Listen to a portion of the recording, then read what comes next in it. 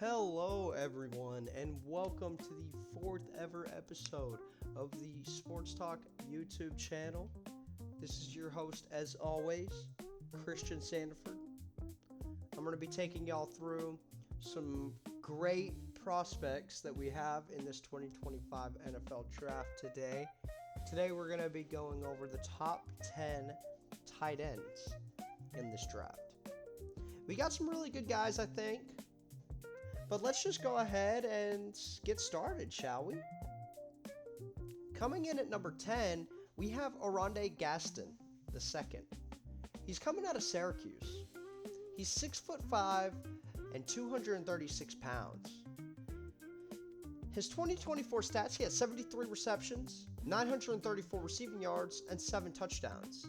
His strengths are that he has athletic receiving ability, very good mismatch potential, but his weaknesses include that his blocking is really limited, and sometimes he doesn't look like he's showing up to block.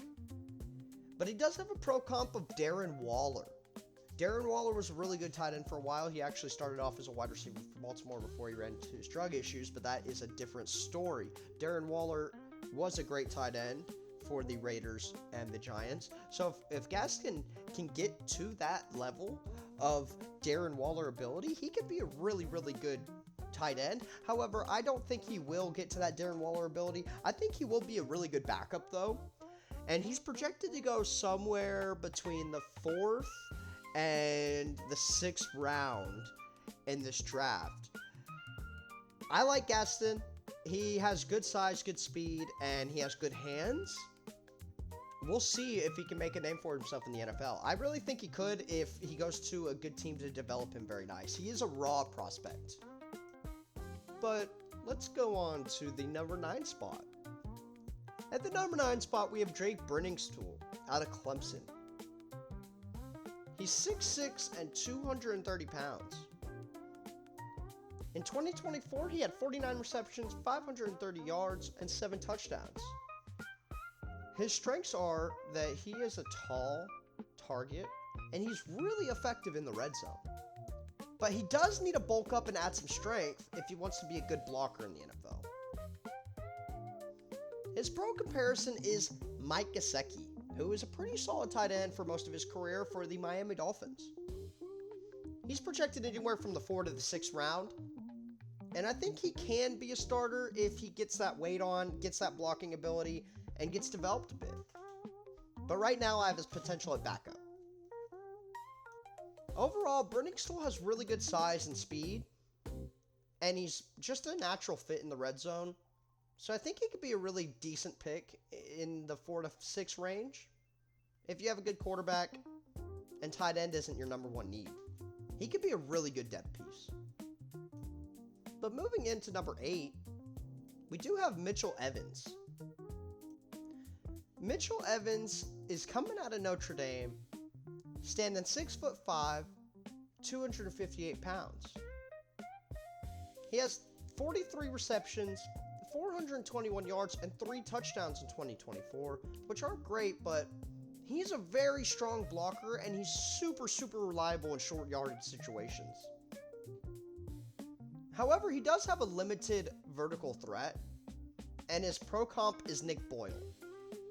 He's projected to be anywhere in the 3rd to 4th range, and I think he can be a good starter since he is really good in the short yardage situations and he's a strong blocker. That is what you need in a tight end. Some teams, that's all you need. So we'll see. I think Mitchell Evans is going to be a great pick in the 3rd or 4th round. Moving on, we do have, at number 7, Gunnar Helm out of Texas. Gunnar is standing at 6'5" and 241 pounds. He had 60 receptions on 786 yards and 7 touchdowns last year, which is pretty good numbers. He's very effective on the seam. He's a very effective seam threat. And he has very solid size. However, his weaknesses are that he needs to improve his speed and his agility. His pro comp is Austin Hooper, pretty decent tight end, but he might be a little bit better than Austin Hooper. He's projected anywhere from the 3rd to the 5th round, and I think he could be a starter eventually. I think Gunnar Helm is going to be a good tight end in the NFL overall, but we will see. In that 6th spot, as you can see, we have Terrence Ferguson out of Oregon. Terrence is 6'5", and he weighs 247 pounds.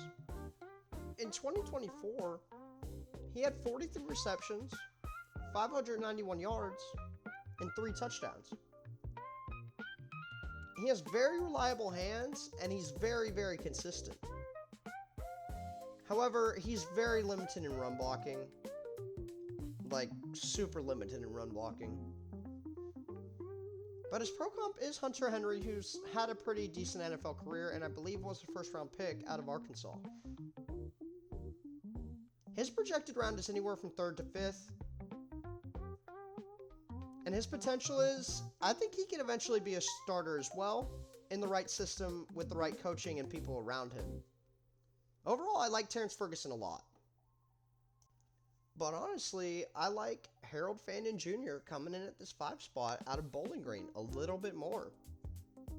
Harold Fandon Jr. is 6'4" and 230 pounds. In 2024, he had 117 receptions, 1,155 yards, and 10 touchdowns. He's a high-volume receiver and an excellent route runner. He needs to improve his blocking techniques, but this guy is truly a great tight end for today's NFL. His pro comp is Jordan Reed, who had some really good years in Washington. And he's projected to be around a 3rd to a 4th round pick. I think Harold Fandon Jr. can be a starter. And I think he's going to surprise a lot of people. I think he is a very, very good tight end. He's one of my more favorite tight ends in the draft, but I have to put him at 5 because I'm not sure if the translation will be smooth for him coming out of Bowling Green. But we'll see. Moving on to number 4, we do have Elijah Arroyo. He's coming out of the U, Miami. He's 6'4" and he's 245 pounds. He's a very athletic pass catcher and he's versatile in a lot of different formations. However, he does have very limited blocking experience, so you do have to wonder if he's going to be a decent blocker in the NFL. His pro comp is Gerald Everett, who's had a solid career in the NFL as a tight end. Elijah is projected to go anywhere from the 2nd to the 3rd round, and I do think he has starter potential. Elijah Arroyo is a good tight end, very fast, very athletic. I think he could be solid in the NFL. Maybe even right off the bat, depending on the team that he goes to. Coming in at number 3, we have Mason Taylor out of LSU. Mason Taylor is 6'5" and he's 251 pounds. Last year he had 43 receptions and 421 yards and 3 touchdowns. And if you didn't know, he is the son of Hall of Famer Jason Taylor. He's a very, very strong route runner, and he's very effective after the catch. However, his blocking skills do need a lot of development. But his pro comp is Evan Ingram. Pretty solid tight end. He's projected to go anywhere from the 2nd to 3rd round. And I think Mason Taylor has Pro Bowl or maybe even All-Pro potential eventually. Mason Taylor's going to be a good tight end in the NFL for a long time. And I cannot wait to see what team he goes to. But obviously, I'm a little bit more excited to see what these other 2 tight ends, where they land. Number 2 is Colston Loveland out of Michigan. He's 6'6" and 248 pounds. He had 117 career receptions on 1,466 yards and 11 touchdowns at Michigan. He's a 2-time All-Big Ten and the 2024 Mackey Award finalist. He's an exceptional route runner, and he has very reliable hands. He creates a lot of mismatches in the passing game, and he's just very strong all over in the passing game. Now, he does need to improve his blocking strength, but his blocking isn't super bad. He does remind me a lot of Zach Ertz, and that is the pro comp that he's been getting most of the time. He's projected to be in the late first or even an early second round pick, and I think this guy has Pro Bowl or All-Pro potential written all over him. Colston Loveland should be a pretty good tight end in the NFL. If your team gets him, good job. Be excited. But ultimately, the most I'm excited about is Tyler Warren coming here at number 1. Tyler Warren's coming out of Penn State. He's 6'6" and 256 pounds. He's just a monster. He had 104 receptions on 1,233 yards and 8 touchdowns last year. That's crazy. In the Big Ten, this isn't Bowling Green like Fannin. He was the John Mackey Award winner, and he was 7th in Heisman voting. He's versatile in a lot of blocking capabilities. He's versatile in the slot. He has strong hands. He's effective in pass blocking, run blocking. And he's good all over the field as a wide receiver, as well as a tight end. He isn't the most explosive route runner, though, and he does lack some things as an athlete in terms of speed and agility. However, Tyler Warren is the best tight end in this draft, and it's not even a discussion. His pro comp is Dallas Goedert, pretty good tight end for the Philadelphia Eagles, and I believe Goedert was a second-round pick. And he's projected a first-round pick status. Tyler Warren is.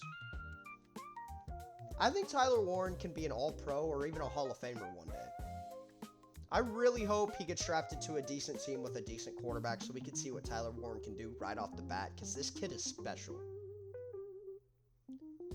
Well, that is about it for the tight end prospects video. Thank you so much for watching. Don't forget to like and subscribe. I'm going to drop another podcast episode here soon.